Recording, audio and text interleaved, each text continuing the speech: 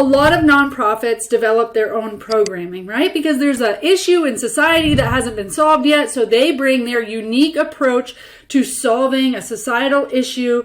And when they get really good results and they have all these really cool elements to their programs, then they've actually built a program that could probably be replicated. When I work with nonprofits and I see like the uniqueness of their program, their elements of their model, and how successful it is, I'm like, guys, you should package this. Like, more people should know about it, right? We're all like working in our own silos to fix problems, but collaboration is really where it's at. The reason why nonprofits don't do that or are nervous to do that is, one, they don't know how. They already feel like they're at capacity and maxed out. But they also are a little bit nervous about intellectual property and liability and what does that all mean if I just give this service away and I want credit for it, and that's okay too. So there is a way that you can do both. And why I think this is so important is because when you take your amazing magic, your program model that you've come up with, that you've spent all this time, years fixing and working on and tweaking to make sure that it gets the best impact, best outcomes, and you've worked on this thing and you've got it to a point where you're like, it's a smooth running machine and anybody could really implement this thing and serve more people, then I feel like it's almost your obligation to like give it out to the world, because rather than having just the small impact at your one little location or your one area, you could have amazing impact, right? You could national, international impact, and so many more people could be served. But not only that, you can get a lot of revenue, right? Because you are offering not only an amazing service in your program model for the population you serve, but you're also offering an amazing service to the nonprofits that are out there going, listen, we really want to launch a program for foster kids or for homeless, but we don't know what works. You know, we want something that's evidence-based. We don't want to reinvent the wheel. And you're like, I have a plug and play model. Here it is. And they are like, we'll totally pay you for that because it's going to save them all the time it took you to figure this thing out, which we know was blood, sweat, tears, time, and it might have almost broke you, but you made it and it's beautiful, and now you should share it and you should get paid for it. Huge impact, big money. So today we are going to talk about sharing those programs that you have. And even if right now you're like, oh, I don't know if our program's really a replicable model, start thinking about, how do we build this program into a replicable model? How do we start building this program into a framework that somebody could plug in somewhere else? Because that even more accomplishes our mission, and it's a great sustainable passive revenue stream that we are going to explore today. Let's talk about it.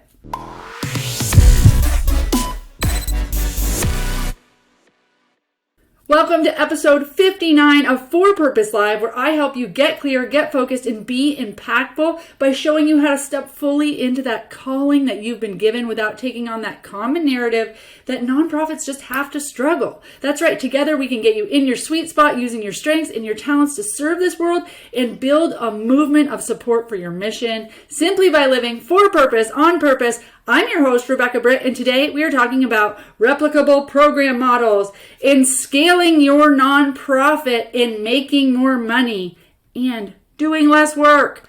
Doing less work. We love doing less work, but we really like doing less work and making more money and making more impact. Can it be true? It can be true. Okay, so we're doing it. So if you want a checklist of how to build your nonprofit program into a replicable model, you can go grab a checklist that I have that's at forpurposelive.com/model. It will bring you through the basic elements that you need to think about before you can start replicating your model. But let's talk about, like, what does this mean, Rebecca? How do we do this? So I'm going to tell you how I chose to do this. I started a nonprofit, which I have scaled now internationally. So we have 42 locations. And so I've done this. I've been where you are, where I was like, this is cool. I'm serving 25 kids, but I'm a global thinker, and I don't see why other nonprofits can't just do what I'm doing. And it took me a lot of time and a lot of errors and a lot of pain to come up with, like, no, this is actually how you have to do it so that you avoid all these pitfalls and so that you actually serve the kids in the way that they need to be served. So I almost felt an obligation, like other people should not make the mistakes I made, because those are not good things to do. Okay? but onward and upward. So I was like, okay, I want more locations, but what does that mean? Does that mean chapters? Does that mean that now I have, a chapter in Georgia and a chapter here and a chapter there? And are they all employed by us? And do we need to take them on a staff and train them up and all of that? And to me, with my budget and my capacity, I was just like, I don't want employees. Okay. And I don't even want to be that involved in what they're trying to do. I want them to step up to the plate. I want them to do the work. I will give them the whole play-by-play playbook and all of the curriculum, everything they need to do it. But I want them to do it on their own. I do not want to be involved in that. I certainly don't want to be raising their salary and paying for them to run a location somewhere else. That just seemed ridiculous to me. So what I found that I could do was license. And licensing is really quite easy. What I license to my locations is a trademark. So I license the brand, and there's just a license agreement that says you can use this brand if you follow these terms and conditions, and the contract is very specific to the program model. Each kid has to get a plan of care. Each kid has to get an intake assessment. Each kid has to be matched up with a mentor. Each mentor has to go through our online mentor orientation training. All the elements of the model have to be followed if you're going to call this a Stable Moments program. That's what my program's called. But all I was doing was I just registered Stable Moments, the logo and the word, and they get to use it. And for using it, they get benefits. Okay, so they get to get certified in my model, and they have to do that by going through an online certification course that I get to charge. I charge around $1,000 for it. So everybody that wants to get certified in the model, I get $1,000 for. And they are given a plug and play system. This is exactly how we do it. They get a book, they get the online course, they get assignments and activities of how to develop plans of care, how do they do intake paperwork, how do they recruit participants, how do they recruit mentors, and there's a whole bunch of administrative things that I had to build. And yes, you might be like, oh my gosh, Rebecca, I don't want to build all that stuff. But you build it one time. And you probably already have it because you're doing it at your facility, right? It's a program that you're already running. So there's a few things you need to think about when you're going to scale it and you're going to make it so somebody else gets it. Really, some nice easy forms, intake questions, exactly how things should go. But you develop it once and it's done. Every location, I don't do any more work and people are getting certified and becoming locations and serving more kids every single day, every single month, whenever they want to. And I don't do any more work than I did initially. Okay. So not only am I generating revenue, but more kids are getting served. And the nonprofits are thank you so much for developing this program. We've been looking for a program exactly like this. You make it easy. That's what they're looking for. Do you remember when you were back building your stuff? If somebody had handed you a plug and play model that was effective, that could serve a community, and you didn't have to go through all that program development stage, how much would you pay for that? It's a lot of work, right? So people love it when you can offer them something in a package for a set price, okay? I even have licensing fees that are just monthly fees for them to use the brand and have access to the mentor orientation online. They pay a monthly fee so that I can start having some sustainable revenue coming through so that I have the amount that they pay when they first get started plus the membership fees. There's a little bit of work, if somebody's oh, I got logged out of my account or what do? It's very minimal that people reach out, but when they do, at least those monthly fees kind of cover those administrative costs. Okay, so licensing is just licensing your brand or your trademark program name. They get to use that by following the terms and agreements in the license agreement. And you get to create those. You should create them with an attorney, but basically you can make people agree to as stringent as rules as you want, and you can set up how accountability methods. Are they going to send you something? Are they going to send you information on a quarterly basis, on a yearly basis? Whatever you feel you need to do to hold integrity of your brand. Now, when people go through my program, they go through an online certification training, And they get the heart of the program. They get why they shouldn't be doing things and why they must be doing other things. And I really share why things are important and why I didn't have some rules and then I had some, and why the model is the way it is. So by the time people get done with my certification program, they don't have a desire to run the program any other way than the way that I've done it. They may ask me, hey, Rebecca, can I do this with not foster kids, but with kids that have divorced parents? And my answer is no. You're able to just say, no, this is a program that's exclusive to this one population, and this is why. And we do that. That's what our license agreement talks about. That's one of the terms and conditions. You can only serve kids who have experienced the foster care system. Okay?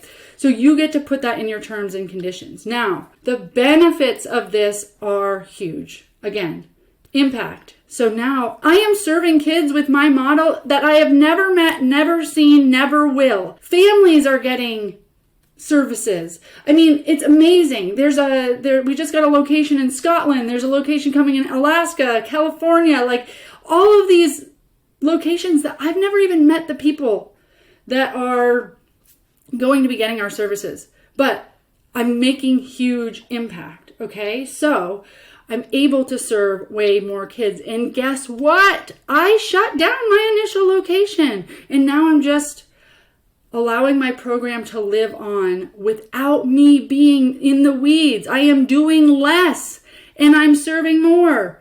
I was killing myself to serve 25 kids. And now I am not killing myself at all and living this amazing for-purpose life. And I'm serving thousands of kids.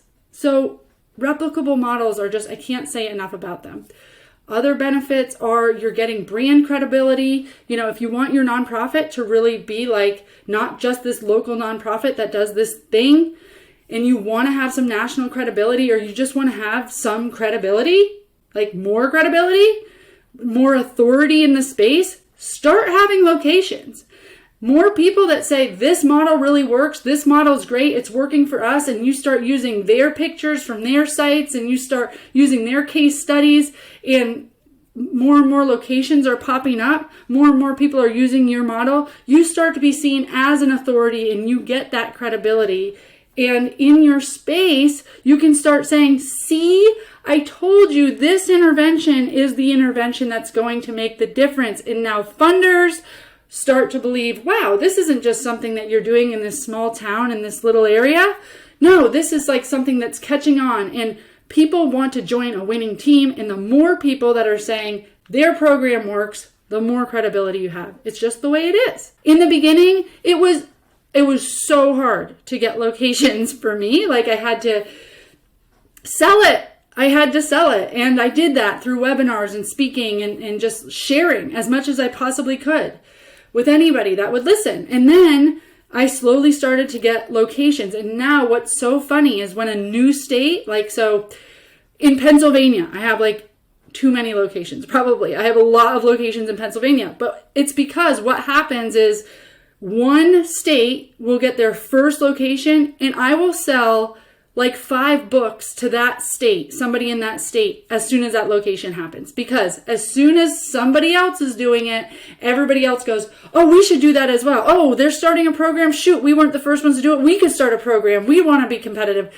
So I notice as soon as I get a location in one state, I'm about to sell some books and probably get more locations in that state. It's just how it works. So it catches on like wildfire, okay?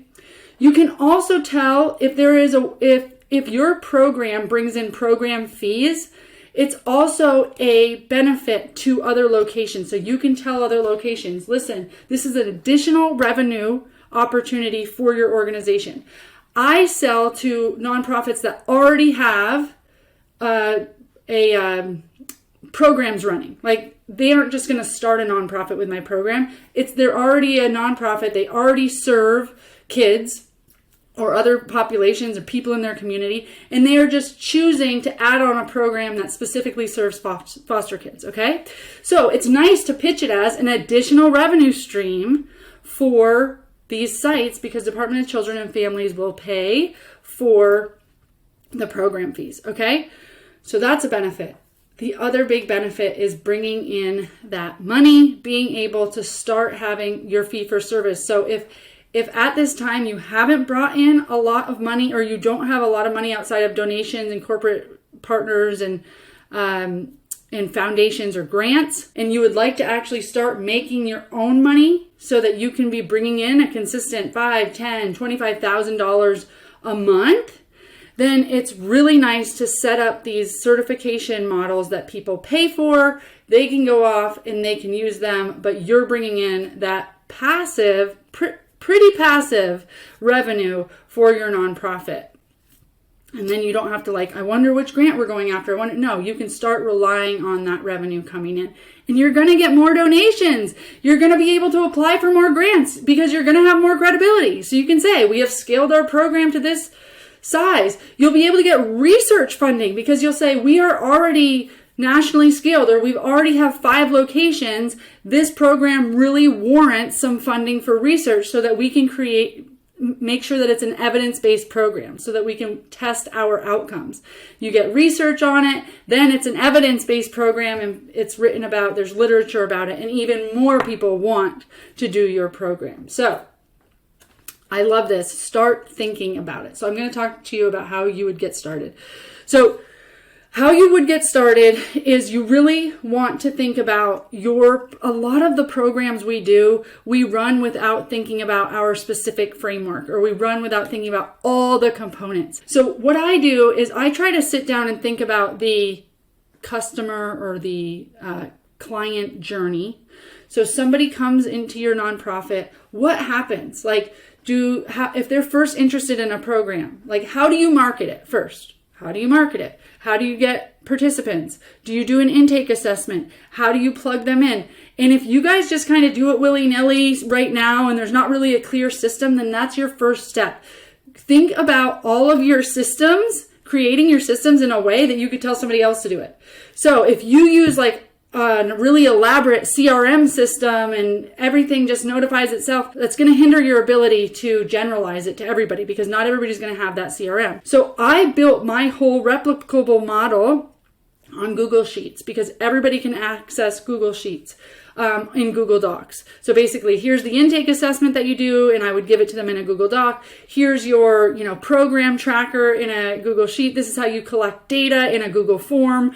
So I would make it so that it was applicable to all of these different locations. Everybody can use Google Form.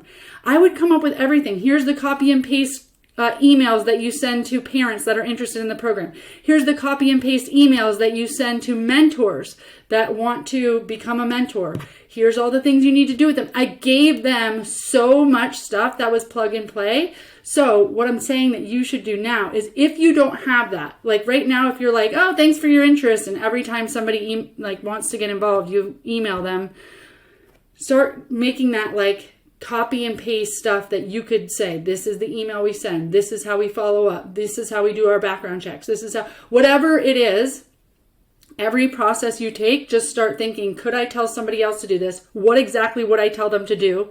And how am I going to tell them to do that? Are you going to write out a standard operating procedure? Are you going to start copying and pasting the actual things that they can use for communication? Are you going to start developing social media graphics that they can use that are or are not branded? You have to think about those things. So really think about that.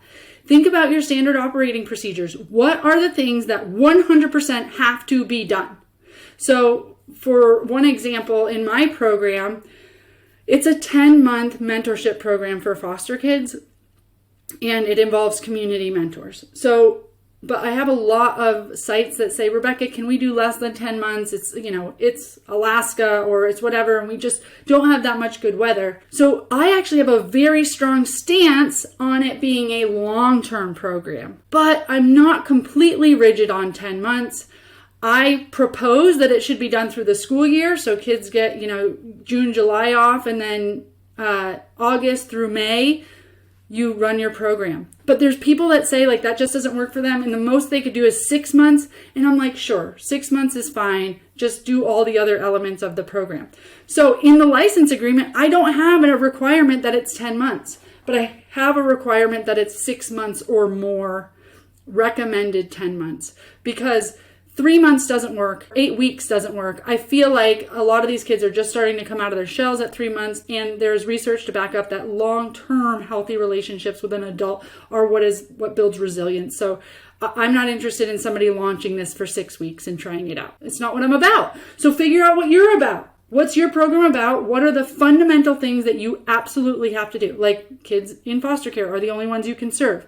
And when people will start asking you how they can massage your model. And listen, I tell them, if you want to read my book and you want to start a mentorship program and you want to take bits and pieces of it and start your own thing, so be it. Go serve some kids and use a little bit of my wisdom. I love it. It's fine. Don't call it a Stable Moments program. Okay? You can't use the brand and you can't get all of our administrative assets and all of that cool stuff if you're not going to follow it to a T. Okay? Because this recipe is the one that works. And if you're going to use my name, you need to do the program as I say to do it. Fair enough. And people do. I'm telling you, my sites, they get it. Okay? And they do it. So I want you to think about all your standard operating procedures. I want you to think about how would you start replicating this? I want you to think about a framework. How would you people love simple frameworks, our 3-step framework, our 5-phase framework, like whatever it is.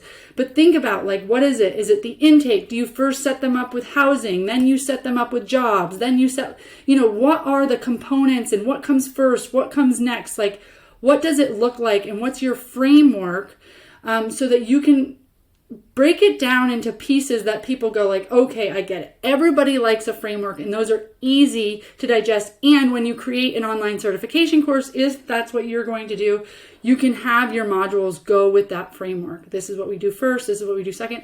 A lot of nonprofits have programs that, have like 3 overarching bubbles, right? Circles, like a Venn diagram, because they bring in, that's the beauty of their program. They bring in these 3 elements, which are the support that the person needs. So that's fine too.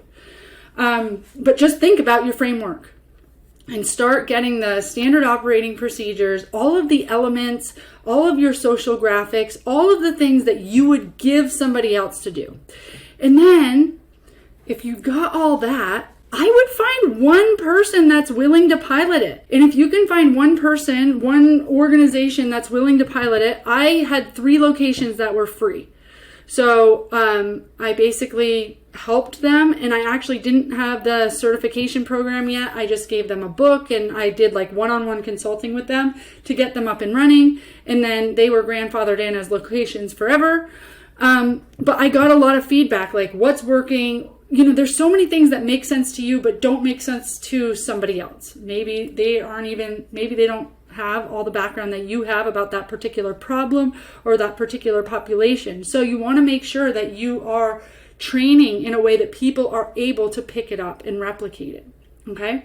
So once you've got all your pieces, I would see if you can get one other organization to pilot it, and they don't have to pay for anything, right? They still do a license agreement, so they're still agreeing to the terms and conditions, and then you work with them one-on-one to see what works and what doesn't work. You tweak your model, and then you're ready to build an online certification course that people can just sign up on their own accord and get certified and start serving more people without you having to do that one-on-one consultation, okay? All right, I hope that I have inspired you. If you have a program that you are running that was not somebody else's, then you likely can make it into a replicable model, and you likely can sell that, and likely there are nonprofits that are wishing that you would release it into the world and save them the headache of coming up with all of this, okay? We don't need to sit in our own silos and come up with these amazing solutions. Like we're saying, our solution is the solution. So if it's the solution, why wouldn't we want to